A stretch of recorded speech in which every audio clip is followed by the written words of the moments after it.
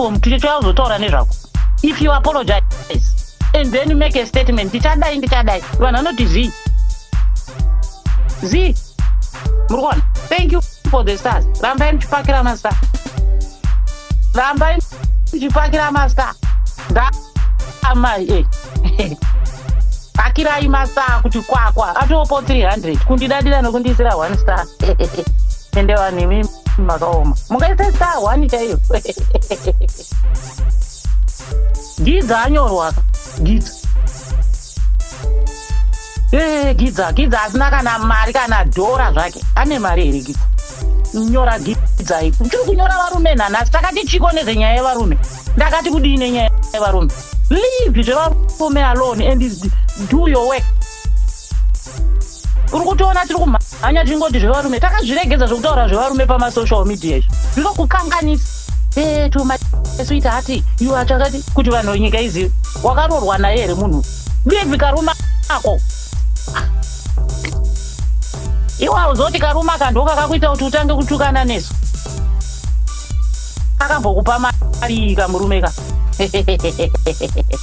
Ngakarore katoni karume ka.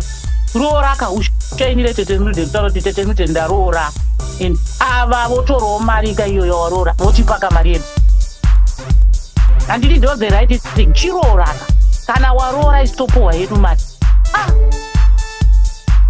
Shainirana Gidza. Who is Gidza? Murume kakaomera kanga kasingatombochengeta vana kai. My love of my life, very fast.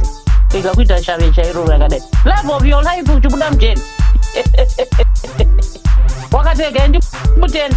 Izvo zvangachiita zvimwe zvangaita kuhura kuIngland uko. Angachihura Gilbert. Gilbert kuhura kuIngland. Iwe uri kujeni. But ungoti my love of my life. My love of my life. Wabvoita desperate yakadaro ndeiko. Wabvodaro neko. Inde pasiya pe love of my life in. Handite pe love of my life. Unotora kamurume wako akakuroora. Kwete asati akuroora ototanga kumisa pachidziro. Mangwana marambana onzi ko my love of my life aenda ku. Wakutukwa kuti nevanhu. Wagoita seiko naivo. My love of my life azonga akazoda iwe. My love of my life mimi. Utazototanga kutuka my love of my life. Wakumtuka kambwa katambo. Ndikuone pasocial media uchituka Gilbert. Amira newo mukati mehondo yakadai. Amira newo mukati mehondo yakadai. Wakutuka Gilbert kuti katambo kambwa kaGilbert. Hazvina kunaka kuita mbiri iyoyo.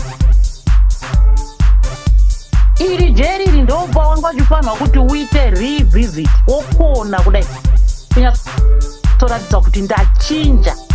Because dzimwe dzenguva social media pressure inoita kuti tisakurumbidze kakukona kudai. Handiti? Saka kana wamujero wobuda wemomo itaura kuti inini I am sorry.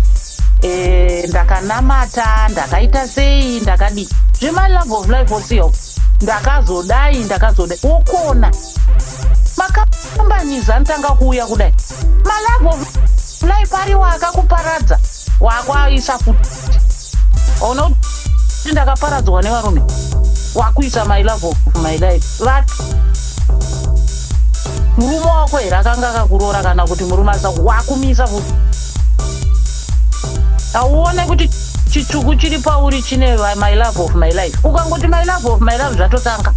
Iwe wazoti pasocial media pane varoi. Hauzvizivi. Utotanga ne my love of my life. Kushainira isusu kuti anzi my love of my life.